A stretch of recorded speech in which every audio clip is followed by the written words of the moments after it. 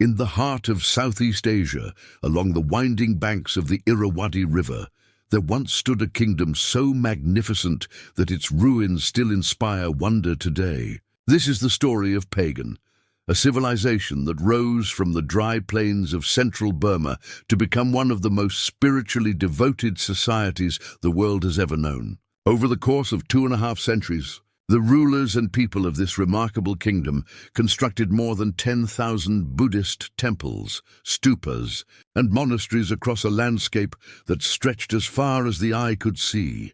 The story begins in the mists of the 9th century, when the region that would become Pagan was little more than a collection of scattered villages inhabited by the Pyu people and various tribal groups. The land itself seemed almost hostile to civilization. The central dry zone of Burma, unlike the lush river deltas to the south, received little rainfall and baked under an unforgiving sun for much of the year. Yet it was precisely this challenging environment that would forge a people determined to leave their mark upon the earth. According to the chronicles passed down through generations, the city of Pagan was officially founded in 849 CE by King Pinbia. However, archaeological evidence suggests that human settlement in the area dates back much earlier, perhaps to the 2nd century BCE. What is certain is that by the middle of the 9th century, Pagan had begun its transformation from a modest settlement into something far more ambitious. The early inhabitants were a mix of ethnic groups, primarily the Bamar people who had migrated from the north, along with remnants of the Pyu civilization that had flourished centuries earlier in other parts of Burma. These diverse peoples brought with them different traditions, languages, and religious practices. The Pyu had been Buddhists, followers of Theravada Buddhism, mixed with Hindu and animist beliefs. The Bamar brought their own spiritual traditions, including the worship of Nat spirits, supernatural beings believed to inhabit everything from trees to mountains. In these early centuries, Pagan was just one of many competing kingdoms in the region. To the south lay the powerful Mon kingdoms, sophisticated societies that had embraced both Buddhism and Hindu culture from contacts with India. To the north and east roamed various Shan and tribal peoples. The geopolitical landscape was fragmented, with no single power dominating the entire region. Yet Pagan possessed certain advantages that would eventually allow it to rise. Above its rivals, the location along the Irrawaddy River provided access to trade routes that connected the interior of Burma with the coastal regions and beyond. Merchants traveling these routes brought not only goods but also ideas, religious texts, and artistic influences from India, Sri Lanka, and other parts of Southeast Asia. The dry plains, while challenging for agriculture, could be made productive through sophisticated irrigation systems. The early Pagan rulers understood that whoever could master the techniques of water management in this arid landscape would command the resources necessary. To build a great kingdom, the first kings of Pagan remain shadowy figures, their reigns recorded in chronicles that blend history with legend. These early rulers faced the constant challenge of defending their territory from raids, while simultaneously working to bring the surrounding regions under their control. They built the first fortifications around the city, constructed the earliest temples, and began the process of creating a unified identity among their diverse subjects. It was during these formative years that the foundation was laid for what would become Pagan's defining characteristic, an all-consuming devotion to Buddhism expressed through monumental architecture. The early temples were modest compared to what would come later, but they established the pattern. To be a king in Pagan meant to be a builder of temples, a patron of monks, and a promoter of the Buddhist faith. This connection between kingship and religious architecture would drive the explosion of temple construction that makes Pagan so extraordinary. The true story of Pagan as a great kingdom begins with a man named Anawrahta, who seized the throne in 1044 CE. His rise to power marked a turning point not just for Pagan, but for all of Burma. Before Anawrahta, Pagan was a regional power. After him, it would become an empire that dominated the entire Irrawaddy Valley and beyond. Anawrahta came to power through violence, overthrowing his half-brother King Sokate. The chronicles tell us that Sokate had been a weak ruler, perhaps more interested in the worship of nat spirits than in governing effectively. Anawrahta, in contrast, possessed both military genius and an ambitious vision for what Pagan could become. He was a warrior king, but he was also something more, a religious revolutionary who would transform the spiritual landscape of his kingdom. Shortly after taking the throne, Anawrahta encountered a monk named King Anawrahta, who had traveled to Pagan from the Mon kingdom of Thaton in the south. King Anawrahta practiced Theravada Buddhism, the orthodox form of Buddhism that claimed direct lineage from the teachings of the historical Buddha. He criticized the form of Buddhism, then practiced in Pagan, as corrupted by Hindu and animist elements, arguing that true Buddhism required strict adherence to the canonical texts and monastic discipline. Anawrahta was captivated by King Anawrahta's teachings. Here was a faith that could unify his diverse kingdom under a single religious and cultural identity. Theravada Buddhism offered not just spiritual teachings, but also a sophisticated written tradition, artistic conventions, and a model of kingship that elevated the ruler to the status of a righteous defender of the faith. Anawrahta made a momentous decision. He would remake Pagan as a Theravada Buddhist kingdom. This decision had profound consequences. In 1057, Anawrahta led a military expedition south to Thaton, the Mon kingdom from which King Anawrahta had come. The official reason for this invasion was religious. Anawrahta had requested Buddhist scriptures from the king of Thaton, and when his request was refused or inadequately fulfilled, he decided to take them by force. The reality was likely more complex, involving trade disputes and Anawrahta's desire to control the wealthy coastal regions. The conquest of Thaton was devastating for the Mon but transformative for Pagan. Anawrahta returned from his campaign with an enormous haul.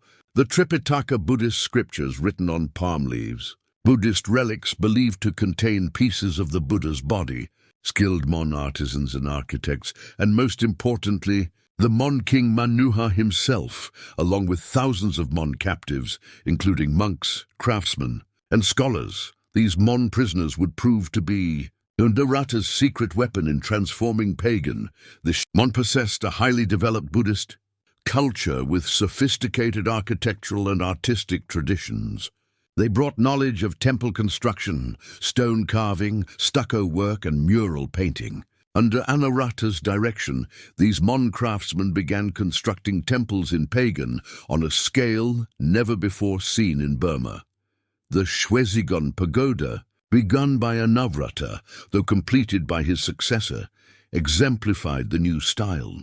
This massive golden stupa, bell-shaped and gleaming, became the prototype for Burmese Buddhist architecture. It was designed to house sacred relics, including what was believed to be a tooth of the Buddha. Around its base, Anawrahta made a fascinating compromise with local traditions. He included shrines to the 37 most important nat spirits, essentially incorporating indigenous animist beliefs into the new Buddhist framework. Anawrahta's building program extended far beyond individual temples. He constructed a sophisticated irrigation system that made the dry plains around Pagan bloom with rice fields. This agricultural infrastructure provided the economic foundation for his empire. With surplus food production, Pagan could support not only a larger population, but also a growing class of monks, artisans, and bureaucrats who dedicated themselves to religious and cultural pursuits rather than farming.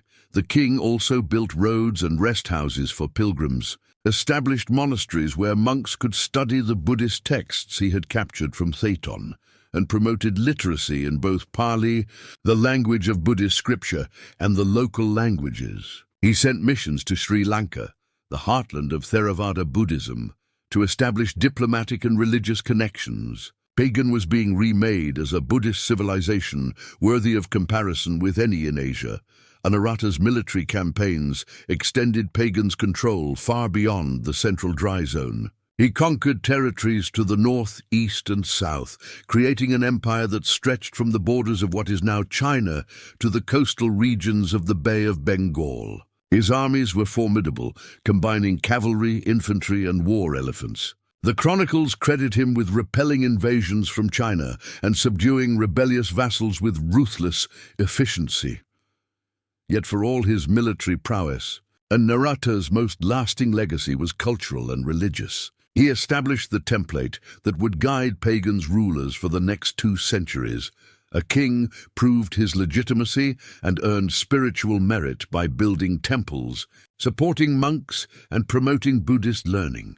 This created a competitive dynamic where each successive ruler tried to outdo his predecessors in the scale and magnificence of their architectural projects.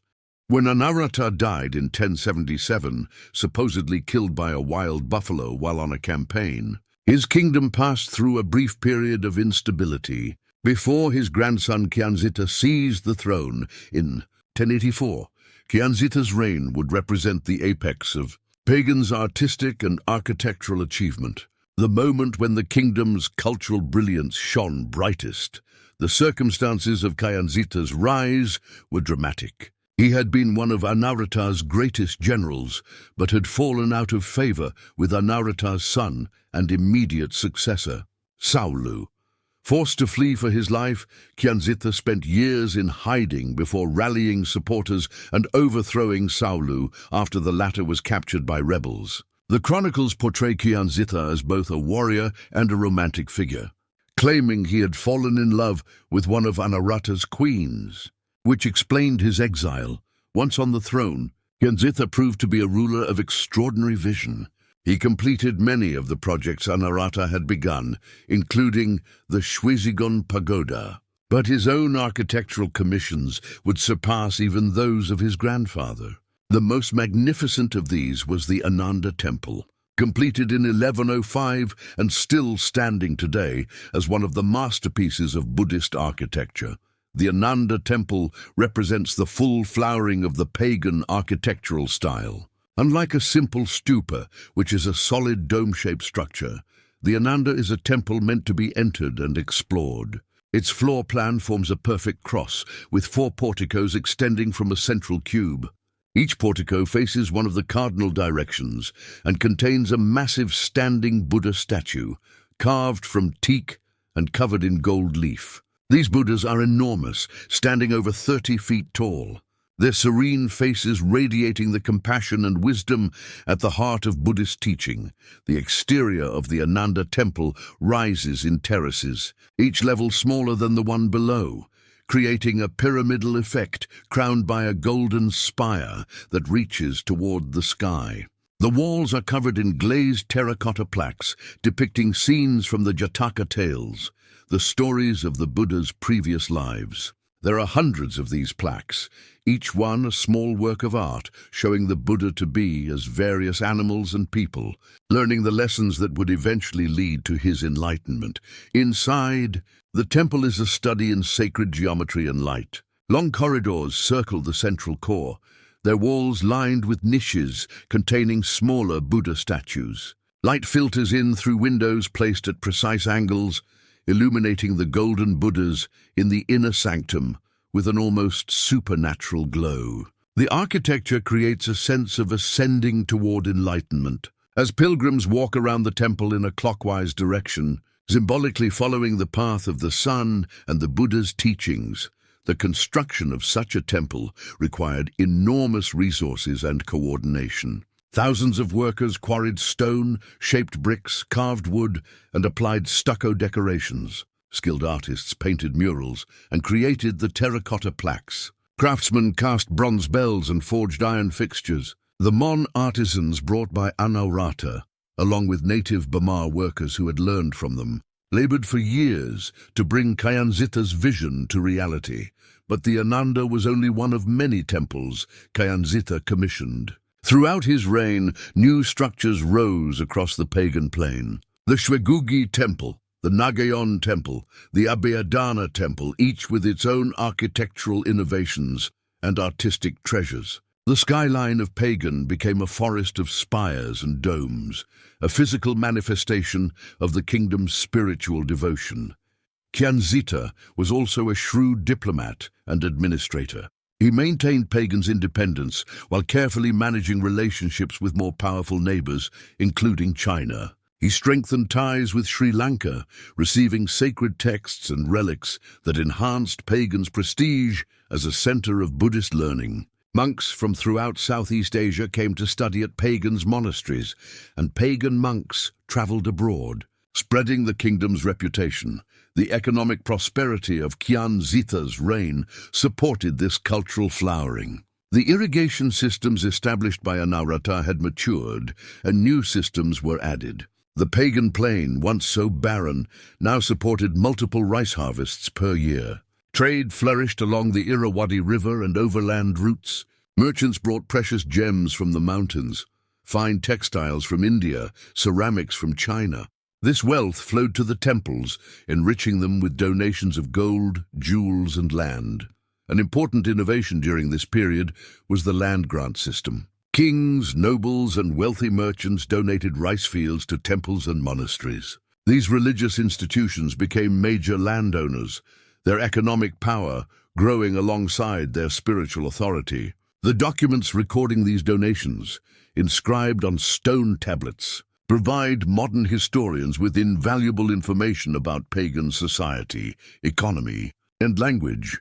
Kyanzittha's reign also saw the refinement of Pagan's artistic traditions. The style of Buddha images became standardized with particular characteristics that marked them as distinctly Burmese. The murals inside temples grew more sophisticated, using vibrant colors derived from natural minerals and depicting not just religious scenes, but also glimpses of daily life in Pagan. We can see how people dressed, what tools they used, how they celebrated festivals, all preserved in these ancient paintings. After Kyanzittha's death in 1112, Pagan entered a period of almost manic temple construction that would continue for more than a century. His successors, including Alongsitu, Naratu, and others, competed to build temples that would surpass those of their predecessors in size, beauty, and spiritual significance. This was the era when Pagan truly earned its reputation as one of the most temple-dense places on earth. King Alongsitu, who reigned from 1112 to 1167, was perhaps the most prolific builder of them all. His long reign saw the construction of dozens of major temples. The Thaton Temple, completed around 1150, stands as a monument to his ambition. At 200 feet tall, it was the highest structure in Pagan, a towering assertion of architectural and engineering skill.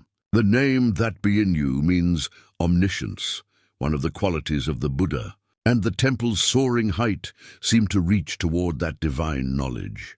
The Thaton introduced new architectural elements that would influence later constructions. It featured multiple stories, each one smaller than the one below, creating a step pyramid effect. The interior contained sanctuaries on different levels, requiring devotees to climb internal staircases to reach the upper shrines. This vertical arrangement symbolized the stages of spiritual development, with the highest Buddha image representing the ultimate goal of enlightenment. Alongsitu traveled extensively throughout his kingdom, and wherever he went, he left temples in his wake. The chronicles describe him as a warrior king, like Anawrahta, personally leading military campaigns to maintain Pagan's borders. But unlike Anawrahta, who fought to expand the empire, Alongsitu mostly fought defensive wars to preserve what his predecessors had built. The peak of Pagan's territorial expansion had passed, but its cultural and religious influence continued to grow. The king's travels also had a spiritual dimension. He made pilgrimages to sacred sites, often building temples to commemorate his visits. This practice spread Pagan's architectural influence throughout the kingdom and beyond. In the Shan Highlands to the east, in the coastal regions to the south, temples began to appear that showed clear influence from Pagan's style.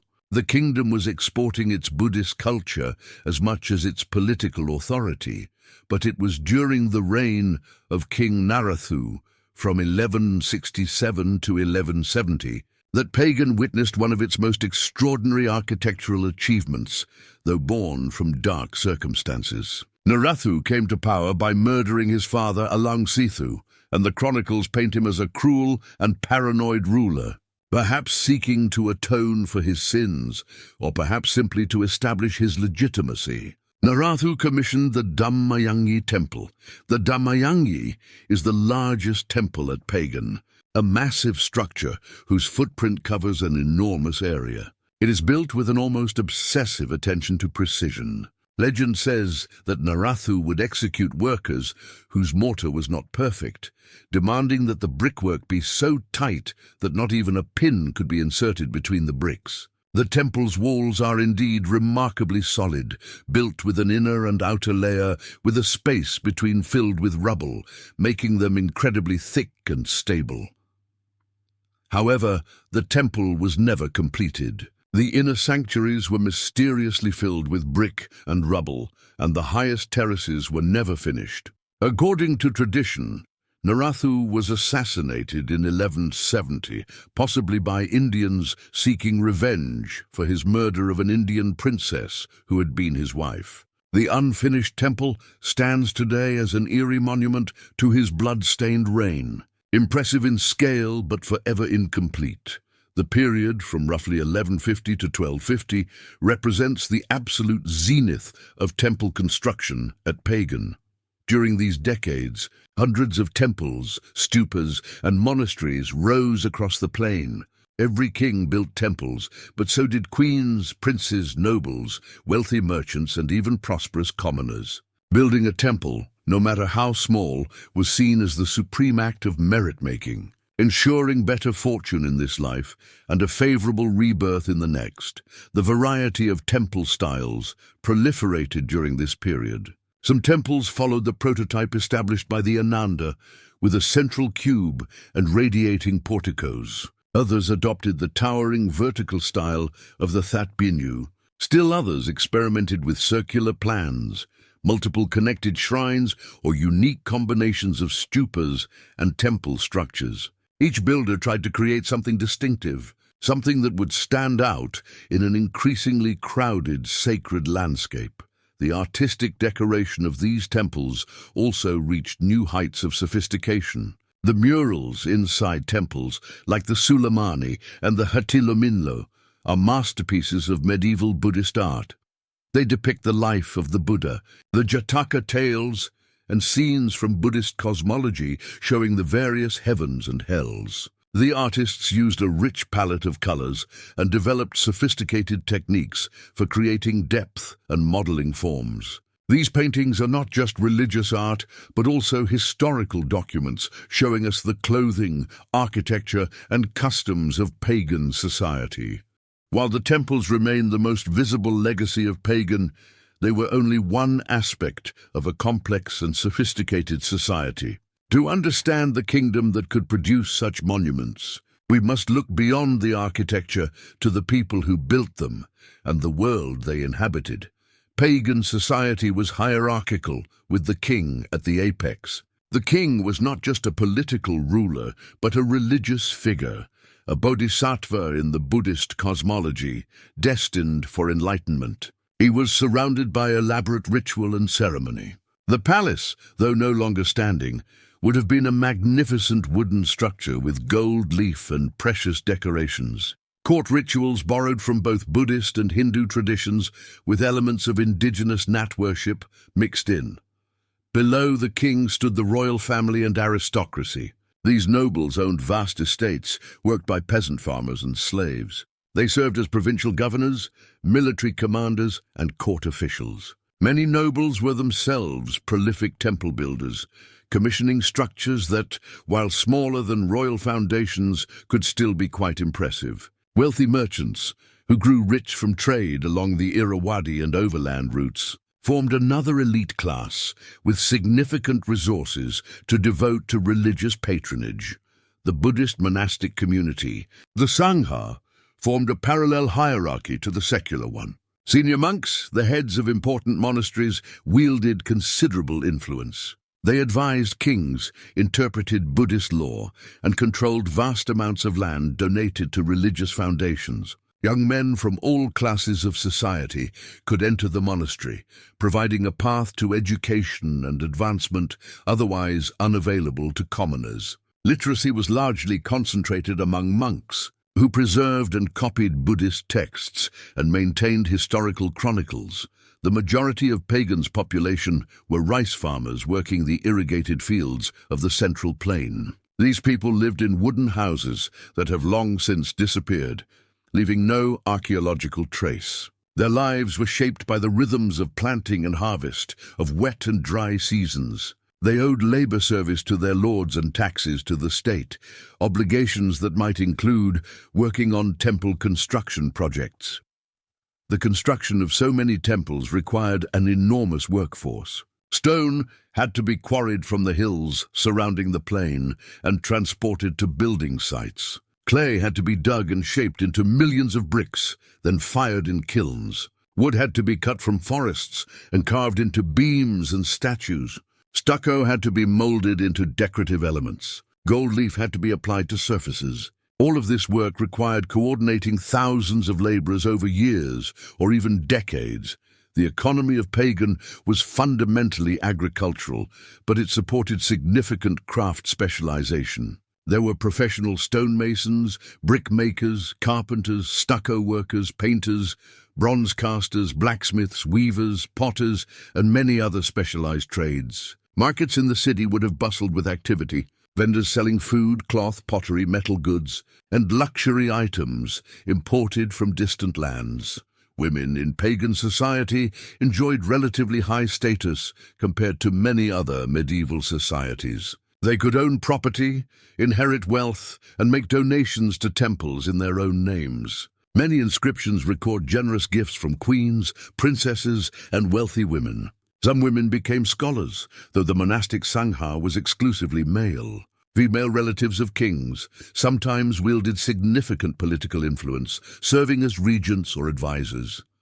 Religious life permeated every aspect of pagan society. The Buddhist calendar structured the year with festivals and holy days. The most important was the water festival marking the new year, a time of celebration and renewal. During Buddhist Lent, which coincided with the monsoon season, monks would retreat to their monasteries for intensive study and meditation. Lay people would visit temples to make offerings, lighting candles, burning incense, and placing flowers before Buddha images.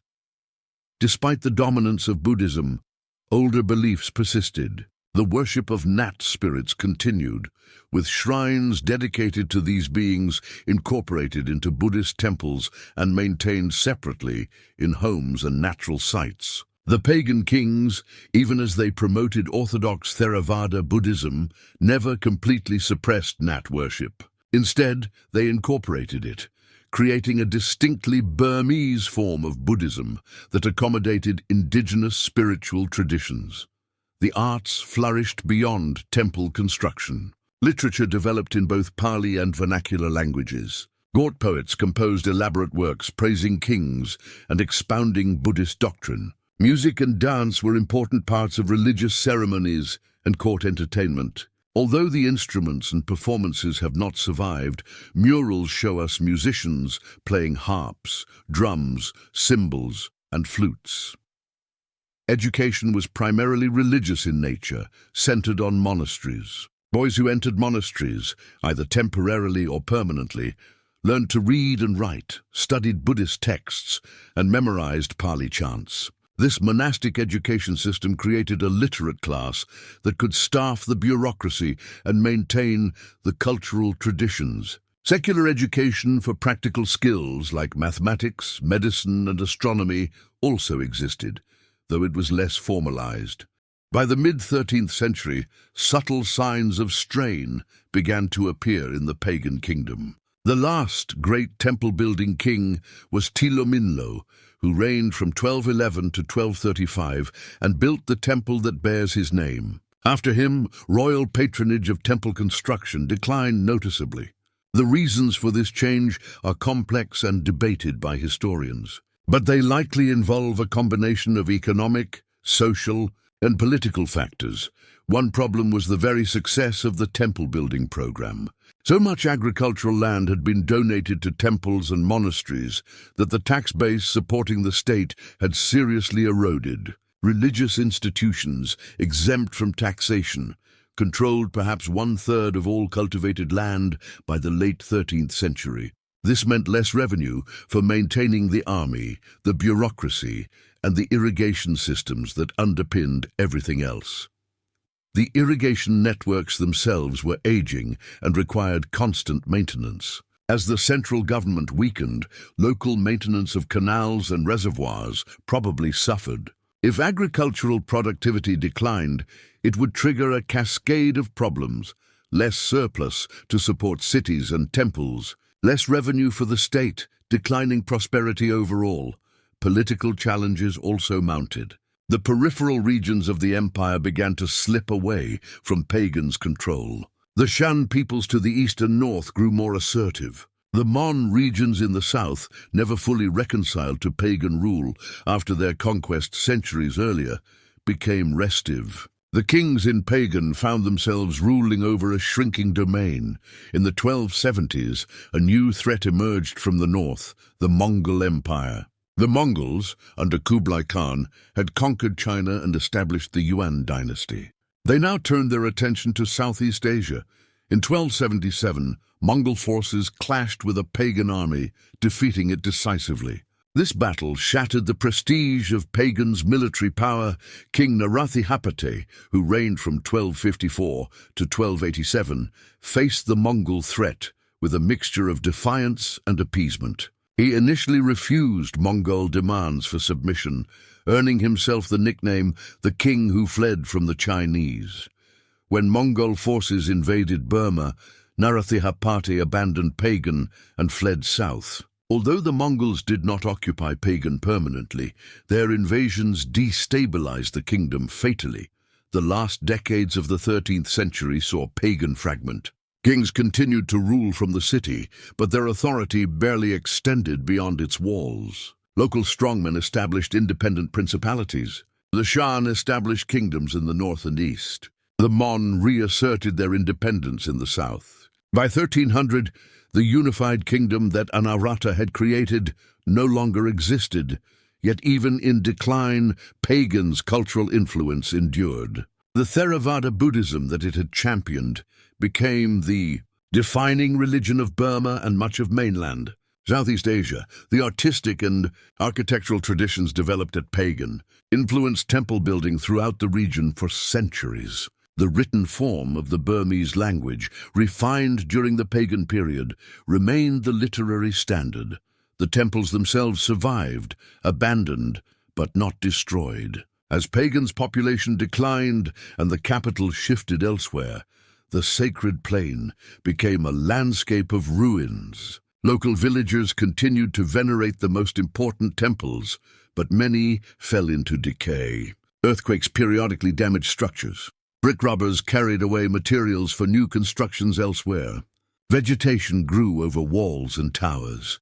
For centuries, Pagan remained a pilgrimage site, revered but not restored. It was not until the 20th century that systematic efforts to preserve and study the monuments began. Archaeologists surveyed the site, documenting over 3,000 structures still standing or in ruins. Restorers worked to stabilize crumbling temples, sometimes controversially rebuilding sections in ways that prioritized function over historical accuracy. Today, Pagan stands as one of the great archaeological sites of the world.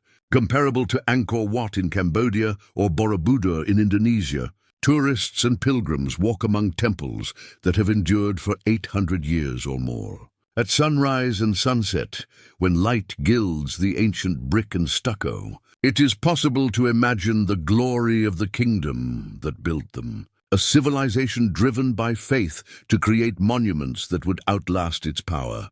The story of Pagan reminds us that empires rise and fall, but culture endures. The kings who built these temples sought to earn merit for themselves and provide places of worship for future generations. They succeeded beyond anything they could have imagined. The temples have outlived the kingdom, the dynasty, even the language in which the builders spoke. They stand now as testament to human aspiration, to the power of faith, and to the desire that all people share to create something that will outlast their brief lives. As you drift towards sleep, imagine walking through that landscape of temples as pilgrims have done for centuries. Imagine the dry plain at dawn, mist rising from the Irrawaddy River, the sun touching the golden spires one by one, bringing them to life. Imagine the devotion of the anonymous thousands who shaped each brick, carved each stone, painted each mural. Their names are forgotten, but their work remains, still inspiring wonder, still inviting reflection on the impermanence of worldly power and the enduring nature of spiritual aspiration.